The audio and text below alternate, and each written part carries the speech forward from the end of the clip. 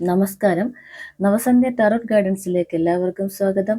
ഇന്നത്തെ ദിവസം എന്നെ കേട്ടുകൊണ്ടിരിക്കുന്ന എൻ്റെ വ്യൂവേഴ്സിന് വേണ്ടിയിട്ട് ഇന്ന് നമുക്കൊരു ജനറൽ റീഡിംഗ് നോക്കാം. ഇന്ന് എന്താണ് നിങ്ങളുടെ ഓരോ കാര്യങ്ങളും നിങ്ങൾക്ക് ഇന്നെന്ത് പ്രശ്നമാണ് നമ്മൾക്ക് തടസ്സമാകുന്നത്, നമ്മുടെ പ്രശ്നം എന്താണെന്ന് ആദ്യം നമുക്ക് നോക്കാം. ആദ്യം വ്യൂവേഴ്സിൻ്റെ കറണ്ട് എനർജി നമുക്ക് നോക്കാം. യൂണിവേഴ്സ്, എന്നെ കേട്ടുകൊണ്ടിരിക്കുന്ന എൻ്റെ വ്യൂവേഴ്സ്, അവരുടെ കറണ്ട് എനർജി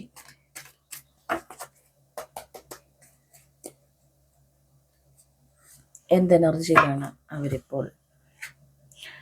നിങ്ങളുടെ കറണ്ട് എനർജി വന്നിരിക്കുന്നത് 9 ഓഫ് സോഡ്സ് ആണ് വന്നിരിക്കുന്നത്. പല കാര്യങ്ങൾ നമ്മളെ ഭയപ്പെടുത്തുന്നു, നമ്മൾക്ക് ഉറക്കം കെടുത്തുന്ന പല കാര്യങ്ങൾ നമ്മുടെ ജീവിതത്തിലുണ്ട്. അവയെക്കുറിച്ചിട്ടാണ് ചിന്തിക്കുന്നത്. നമ്മളുടെ ജീവിതത്തിൽ സമൃദ്ധികളും അവസരങ്ങളും ധാരാളമുണ്ട്. അവയെ നമ്മൾ ശ്രദ്ധിക്കുന്നില്ല. നമ്മൾ ഉറക്കം കെടുത്തുന്ന പല ചിന്തകളിലാണ് ഇപ്പം നമ്മൾ ശ്രദ്ധിച്ചുകൊണ്ടിരിക്കുന്നത്.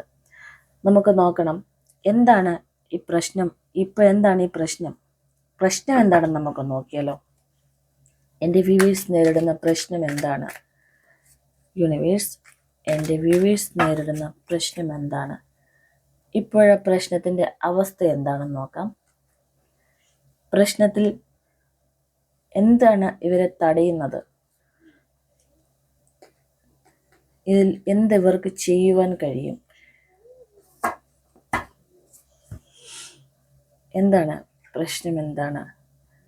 8 ഓഫ് പെൻഡക്കിൾസ് ആണ് വന്നിരിക്കുന്നത്. അതായത് സമ്പത്താണ് നമ്മളുടെ പ്രശ്നത്തിൻ്റെ ഒരവസ്ഥ. അതായത് സമ്പാദിക്കുന്ന അതിലൊരു കാര്യമാണ് കാണുന്നത്. സമ്പത്ത് നമുക്ക് സമ്പാദിക്കാൻ നമ്മൾ കഠിനമായിട്ട് പ്രയത്നിക്കുന്നുണ്ട്.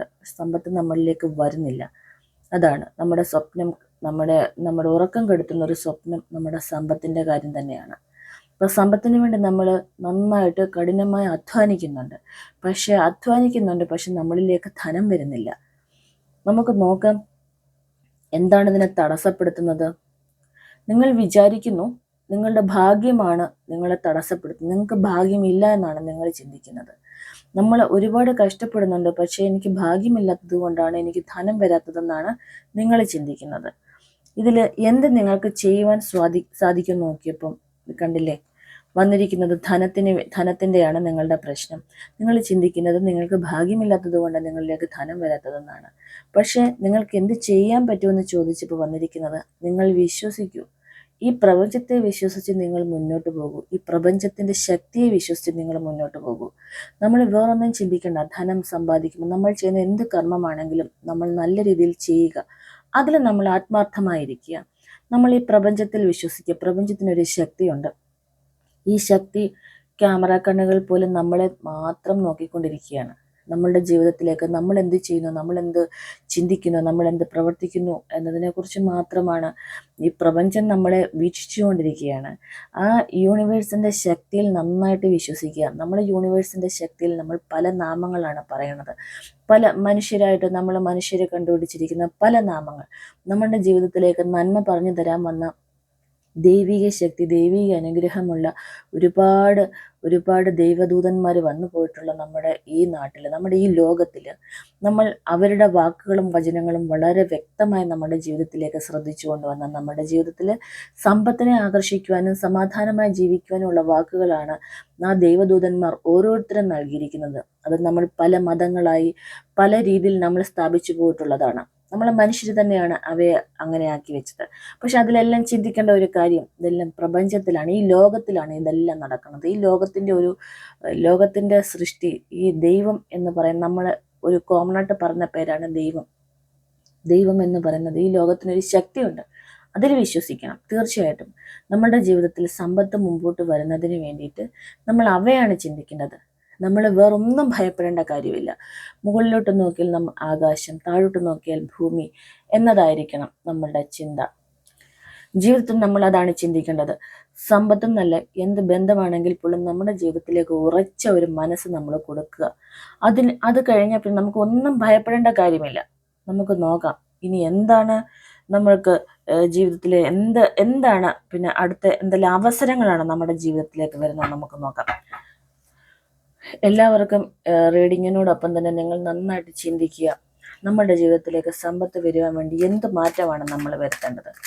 നമ്മൾ മാറ്റം വരുത്തേണ്ടത് നമ്മുടെ ചിന്തയിലാണ്. ആദ്യം നമ്മൾ മാറ്റം വരുത്തേണ്ടത്. സമ്പത്ത് ഭയപ്പെടേണ്ടതായിട്ടുള്ള കാര്യമല്ല. സമ്പത്ത് നേടുന്നത് ഒരു കൂട്ടം ജനങ്ങൾ മാത്രമാണ് നമ്മളിപ്പോൾ കാണുന്നത്. ആ കൂട്ടം ജനത്തിലേക്ക് നമുക്കും കയറിപ്പോകാം. നമുക്ക് സാധിക്കും. തീർച്ചയായിട്ടും നമ്മുടെ ചില കാര്യങ്ങൾ, നമ്മളിലുള്ള പല കാര്യങ്ങൾ, നമ്മൾ വേണ്ടാത്ത കാര്യങ്ങൾ പലതുണ്ട്, അവയെ നമ്മൾ ഒഴിവാക്കണം. വേണ്ടുന്ന കാര്യങ്ങളുണ്ട്, അവയെ നമ്മൾ സ്വീകരിക്കണം. എന്നെ കണ്ടുകൊണ്ടിരിക്കുന്ന എൻ്റെ വ്യൂവേഴ്സിന് വേണ്ടിയിട്ട് നിങ്ങളുടെ ജീവിതത്തിൽ എന്തെല്ലാം അവസരങ്ങളാണ് വരുന്നത് എന്ന് നമുക്ക് നോക്കാം. അപ്പോൾ അതിനായിട്ട് നിങ്ങളുടെ സ്ട്രെങ്ത് എന്താണ്? നിങ്ങളുടെ വീക്ക്നെസ് എന്താണ്? നിങ്ങളിലേക്ക് വരുന്ന അവസരം എന്താണ്?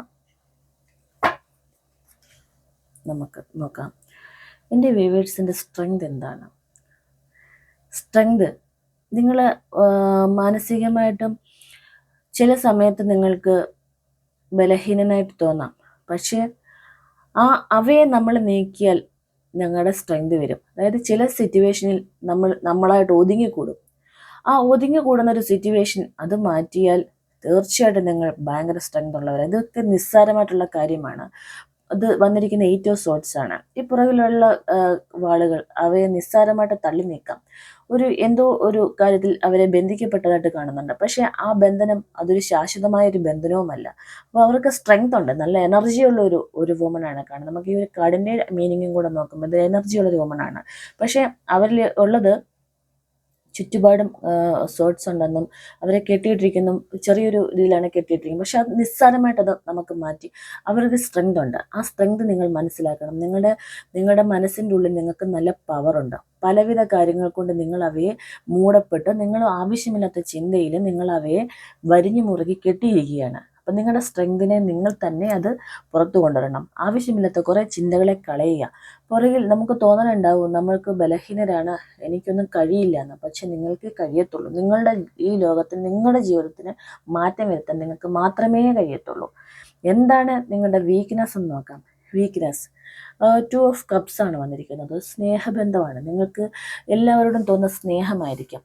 നിഷ്കളങ്കമായ ഒരു സ്നേഹം. അതായത് നമുക്ക് ചില സമയത്ത് ചില ആളുകളെ കാണുമ്പോൾ നമ്മുടെ ഉള്ളിൽ നല്ല സ്നേഹം ഉണ്ടാവാം. ചിലപ്പം അതൊരു വീക്ക്നെസ് ആയിരിക്കാം. അതായത് ചില സമയം നമ്മളറിയില്ല, നമുക്ക് അപ്പുറയുള്ള ആൾക്കാർ നമ്മളോട് എങ്ങനെയാണ് സ്നേഹിക്കുന്നത് നമുക്ക് അറിയത്തില്ല. നമ്മൾ ക്ലിയറായിട്ട് നമ്മൾ സന്തോഷമായിട്ട് അവരെ സ്നേഹിക്കും. തിരിച്ച് ചിലപ്പോൾ നമുക്ക് കിട്ടുന്ന ചിലപ്പോൾ വേദനയായിരിക്കും. അപ്പം ആ വേദന ഉണ്ടാവാനുള്ള കാരണം നമ്മുടെ ഈ സോഫ്റ്റ് ഹൃദയമാണ്. ഒരു അനുകമ്പയുള്ള സ്നേഹം കൊടുക്കുന്ന, സ്നേഹം വേണം, സ്നേഹമായിട്ട് തന്നെ വേണം ഇടപെടാൻ. പക്ഷെ നമ്മൾ കരുതണം. അത്രയ്ക്ക് ഫുള്ളായിട്ട് നമ്മുടെ ഹൃദയം പൂർണ്ണമായിട്ടും ആർക്കും സമർപ്പിക്കാൻ പാടില്ല. അങ്ങനെയായി നമുക്ക് വേദനകളെ വരത്തുള്ളൂ. അപ്പം നമ്മുടെ വീക്ക്നെസ് എന്ന് പറയുന്നത് സ്നേഹമാണ്. നിങ്ങളുടെ വീക്ക്നെസ് ഇപ്പോൾ കൊടുക്കൽ വാങ്ങലുകൾ കണ്ടില്ലേ? സ്നേഹം വരുമ്പോൾ നമ്മൾ അങ്ങോട്ടും ഇങ്ങോട്ടും പലതും കൊടുക്കും. അത് പിന്നെ തിരികെ കിട്ടണ്ടാവും. ധനമായിരിക്കാം, കൊടുക്കും, പിന്നെ തിരികെ കിട്ടണ്ടാവും. അപ്പോൾ എന്ത് ഓപ്പർച്യൂണിറ്റിയാണ് നിങ്ങളിലേക്ക് വരുന്നത്? നിങ്ങളിലേക്ക് വരുന്ന ഓപ്പർച്യൂണിറ്റി വിജയത്തിൻ്റെ ഒരു കാർഡാണ് വന്നിരിക്കുന്നത്. 4 ഓഫ് വാൻഡ്സ് ആണ് വന്നിരിക്കുന്നത്. അതായത് ഇത് നമ്മൾ ആഗ്രഹിച്ച കാര്യം നേടിയെടുക്കുന്ന ഒരു അവസരമാണ് വരുന്നത്. നമുക്ക് നമ്മുടെ ജീവിതത്തിൽ ആഗ്രഹങ്ങളാണ് നമ്മളെ നിലനിർത്തുന്നത്. ആ ആഗ്രഹങ്ങൾക്ക് നമ്മൾക്കത് നേടിയെടുക്കുമ്പോൾ ഉണ്ടാകുന്ന ഒരു സന്തോഷം, വിജയം ഉണ്ടല്ലോ, അത് നല്ലൊരു അവസരമാണ്. അതിൽ നമ്മൾ മുന്നോട്ട് ചിന്തിച്ച് വീണ്ടും പോകണം. നമുക്ക് നോക്കാം എന്താണ് എൻ്റെ വ്യൂവേഴ്സിൻ്റെ സാഹചര്യത്തിൽ നിങ്ങൾക്കുള്ള ഒരു ഉപദേശം എന്താണ്? എന്നെ കണ്ടുകൊണ്ടിരിക്കുന്ന എൻ്റെ വ്യൂവേഴ്സിന് എന്താണ് അവർക്കുള്ളൊരു ഉപദേശം? അവരുടെ സിറ്റുവേഷൻ മനസ്സിലായി, അവരുടെ പ്രശ്നം മനസ്സിലായി, അവരെന്തിലേക്കാണ് അവരുടെ ജീവിതത്തിലെ സ്ട്രെങ്തും വീക്ക്നെസ്സും അവരുടെ ഓപ്പർച്യൂണിറ്റിയും മനസ്സിലായിട്ടുണ്ട്. അവർക്ക് വിജയമാണ് വരുന്നത് ഓപ്പർച്യൂണിറ്റി ആയിട്ട്. അവർക്ക് തീർച്ചയായിട്ടും അവരുടെ ചിന്തയെ ഈ റീഡിങ്ങിൽ തീർച്ചയായിട്ടും സഹായിക്കുമെന്ന് ഞാൻ വിശ്വസിച്ചുകൊള്ളുന്നു. എന്താണ് യൂണിവേഴ്സ് ഇവരുടെ ഈ ജീവിതത്തിൽ അവർക്ക് എന്തുപദേശമാണ് എൻ്റെ യൂണിവേഴ്സിന് നൽകുവാനുള്ളത്? എന്തുപദേശമാണ് നൽകാനുള്ളത്? ഇപ്പോഴത്തെ കറണ്ട് സിറ്റുവേഷൻ എന്താണോ, എന്ത് വെല്ലുവിളിയാണ് അവർ നേരിടുന്നത്, അവർക്കുള്ള ഉപദേശം എന്താണ്? വ്യൂവേഴ്സ്, നിങ്ങളുടെ current situation knight of pentacles കണ്ടില്ലേ? നൈറ്റ് ഓഫ് പെൻറ്റക്കിൾസ് എന്ന് പറഞ്ഞാൽ സമ്പത്തിന് വേണ്ടിയുള്ള ഈ യാത്രയിൽ വളരെ സൂക്ഷിച്ച് മുന്നോട്ട് പോവുകയാണ്. സൂക്ഷിച്ച് തന്നെ മുന്നോട്ട് പോകണം. സമ്പത്തെന്ന് പറഞ്ഞാൽ നമുക്ക് ചീറിപ്പാഞ്ഞെടുക്കാൻ പറ്റുന്നതല്ല. വളരെ ശ്രദ്ധിച്ചും സൂക്ഷിച്ചും വേണം പോകാൻ. നമ്മുടെ കയ്യിൽ നിന്ന് അത് താഴെ പോകാത്ത രീതിയിൽ നമ്മൾ വളരെ സൂക്ഷിച്ച് കെയർഫുള്ളായിട്ട് മുന്നോട്ട് പോകുന്ന ഒരു എനർജിയിലാണ് കറണ്ട് സിറ്റുവേഷൻ അതായിരിക്കണം. നമ്മളുടെ സാമ്പത്തികമായിട്ടുള്ള യാത്രയിൽ വളരെ സൂക്ഷിച്ച് നമ്മൾ മുന്നോട്ട് പോകുന്ന ഒരു എനർജിയാണ് കാണുന്നത്. എന്ത് വെല്ലുവിളിയാണ് നേരിടുന്നത്? വെല്ലുവിളി നമുക്ക് എന്ത് നേടണമോ നമുക്കതിന് തീർച്ചയായിട്ടും ഒരടുക്കും ചിട്ടയും ആവശ്യമാണ്. ദി എംപറർ ഇദ്ദേഹം നല്ല അടുക്കും ചിട്ടയുള്ളൊരു മനുഷ്യനാണ്, ഘടനയുള്ളതാണ്. എന്ത് കാര്യത്തിലും അതിൻ്റേതായിട്ടുള്ള ഒരു അടുക്കും ചിട്ടയും കാര്യങ്ങളും ഉണ്ട്. ഒരു എംപറർ പദവി എന്ന് പറഞ്ഞാൽ നിസ്സാരക്കാരന് ഒരാൾക്ക് ഒരു എംപറർ ആവാൻ പറ്റില്ല. എംപറർ ആവണമെങ്കിൽ എല്ലാ കാര്യങ്ങളും അതിനൊരു അറിവുണ്ടായിരിക്കണം, അതിനൊരു അടുക്കും ചിട്ടയും ഉണ്ടായിരിക്കണം. അപ്പോൾ അത് നല്ല സൂക്ഷ്മമായിട്ട് ശ്രദ്ധിക്കാനും ഉള്ളൊരു കഴിവുള്ളൊരു വ്യക്തിയാണ് ഈ എംപറർ. അപ്പം നോക്കണം, നമ്മളൊരു അധികാര പദവിയിലിരിക്കുന്ന ഒരു വ്യക്തിയാണെങ്കിൽ നമ്മളുടെ താഴെ ഒരുപാട് ജനങ്ങളുണ്ടാവും, ഒരുപാട് ആളുകളുണ്ടാവും, പല വിധത്തിലുള്ള പല ആളുകളുണ്ടാവും. അവരെയൊക്കെ നമുക്ക് കൺട്രോൾ ചെയ്യണമെങ്കിൽ അതുപോലുള്ളൊരു പവർ, ശക്തി നമ്മൾക്കുണ്ട്. അപ്പം വെല്ലുവിളി എന്ന് പറയുന്നത് നിങ്ങളുടെ ജീവിതത്തിൽ ഈ സമ്പത്തിനെ നേടുവാൻ തക്ക രീതിയിൽ നിങ്ങൾക്കൊരു ഘടന നിങ്ങൾക്ക് ആവശ്യമാണ്, ഒരു അടുക്കും ചിട്ടയും ആവശ്യമാണ്. ജീവിതത്തിൽ എവിടെയാണ് അടുക്കും ചിട്ടയും വരുത്തേണ്ടത്? നിങ്ങൾ ചിന്തിച്ചു നോക്കൂ. നിങ്ങളുടെ ജീവിതത്തിൽ എവിടെയാണ് അടുക്കും ചിട്ടയും വരുത്തേണ്ടത്? ദൈനംദിന ജീവിതത്തിൽ എവിടെയാണ് എന്ന് നന്നായിട്ട് വ്യക്തമായിട്ട് ആലോചിക്കുക. അടുക്കും ചിട്ടയും ഉണ്ടെങ്കിൽ മാത്രമേ ഈ ധനം എന്ന് പറയുന്നതിനെ നമുക്ക് സ്വീകരിച്ചിരുത്തുവാൻ നമുക്ക് സാധിക്കത്തുള്ളൂ. തീർച്ചയായിട്ടും അതിനെക്കുറിച്ച് വ്യക്തമായും നിങ്ങൾ നന്നായിട്ട് ആലോചിക്കേണ്ടതാണ്. എന്താണ് ഉപദേശം? ഉപദേശം വന്നിരിക്കുന്നത് നിലവിലെ പ്രശ്നങ്ങളെ നിങ്ങൾ മറന്നേക്കുക, നിങ്ങൾ മുന്നോട്ട് പോകൂ. വന്നിരിക്കുന്നത് 6 ഓഫ് സ്വോർഡാണ് വന്നിരിക്കുന്നത്. ഇത് തുഴഞ്ഞുകൊണ്ട് പോവുകയാണ്. നമ്മൾ ഓരോ ദിവസവും നമ്മൾ മുന്നോട്ട് പോവുകയാണ്. നമ്മളൊരു ശുഭപ്രതീക്ഷയിലാണ് ഓരോ ദിവസവും നമ്മൾ തുടങ്ങുന്നത്. അപ്പം നമ്മൾ നോക്കണം, നമുക്ക് പഴയ പ്രശ്നങ്ങളെ കുറിച്ച് നമ്മൾ ഒരുപാട് പ്രശ്നങ്ങൾ ഉണ്ടായിട്ടുണ്ടാവാം ജീവിതത്തിൽ. ഒരുപാട് പ്രശ്നങ്ങൾക്ക് കൂടെ നമ്മൾ കടന്നുപോയ വ്യക്തികളായിരിക്കും ഇപ്പോഴും, അതും ആകാം. എങ്കിൽ പോലും നമ്മൾ നോക്കേണ്ടത് ശാന്തസുന്ദരമായ ഒരു പ്രദേശം, ഒരു ഭാവി നമ്മളുടെ ഉണ്ട്. നമ്മൾ അവയേക്ക് തന്നെ ലക്ഷ്യം വെച്ച് തുഴഞ്ഞു പോയിക്കൊണ്ടിരിക്കണം. അതാണ് ഉപദേശം. അപ്പൊ സമ്പത്തെന്ന് പറഞ്ഞാൽ സാമ്പത്തിക ബാധ്യതയിലായിരിക്കാം ഇപ്പോൾ ഈ സമയം നിങ്ങൾ. ആയിക്കോട്ടെ, ആ സമ്പത്തിന്റെ ബാധ്യത നമുക്ക് നീക്കാൻ പറ്റും. ഉറപ്പായിട്ടും നിമിഷങ്ങൾ നിങ്ങളിലേക്ക് വരികയാണ്. നല്ല നിമിഷങ്ങൾ നിങ്ങളിലേക്ക് വരികയാണ്. നമ്മുടെ മനസ്സ് സ്വസ്ഥമാക്കി വെച്ചുകൊണ്ട് തീർച്ചയായിട്ടും സമ്പത്തിനെ സ്വീകരിക്കാൻ തക്ക രീതിയിൽ നമ്മുടെ മനസ്സിനെ സ്വസ്ഥമാക്കുക. നമുക്ക് നന്ദിയുള്ളവരായിരിക്കുക. കിട്ടിയ ധനത്തിന് നമ്മൾ നന്ദി പറഞ്ഞുകൊണ്ടേയിരിക്കുക. നമുക്ക് കൊടുക്കുവാനുള്ള ധനം കൊടുക്കുവാൻ ഒരു മനസ്സ് നിങ്ങൾ ഒരുക്കി വെക്കുക. മനസ്സൊരുക്കുക മാത്രമല്ല, കൊടുക്കുവാനുള്ള ധനങ്ങൾ കൊടുത്തു തീർക്കുക. അതിനായി നിങ്ങൾക്ക് സമ്പത്ത് സമ്പാദിക്കുക. കൊടുക്കുവാനുള്ള ധനം കൊടുത്തു കഴിയുമ്പോൾ തന്നെ നിങ്ങൾ സമ്പന്നരായി വന്നുകൊണ്ടേയിരിക്കും. അപ്പം നമ്മൾ അതിൽ നന്ദിപ്പെട്ടുകൊണ്ട്, നമുക്ക് ഒരാൾ ഒരു ഉപകാരം ചെയ്തിട്ടുണ്ടെങ്കിൽ ആ ഉപകാരത്തിൽ നമ്മൾ ഉറപ്പായിട്ടും നന്ദിയുള്ളവരായിരിക്കണം. അവർക്ക് നമ്മൾ തിരികെ കൊടുക്കേണ്ട സമയത്ത് നമ്മൾ അത്രയും ഒരുപാട് വിഷമ സാഹചര്യത്തിലായിരിക്കും ഒരാൾ നമ്മളെ സഹായിച്ചത്. അവർക്കപ്പോൾ നമ്മുടെ ഈ സമ്പത്ത് കിട്ടുമ്പോൾ അവർക്കത് തിരികെ കൊടുക്കാൻ നമ്മൾ ശ്രമിച്ചിരിക്കണം. അങ്ങനെ കൊടുത്ത് വന്നു കഴിഞ്ഞാൽ സമ്പത്തിനെ നമ്മൾ ബഹുമാനിക്കുകയാണ്.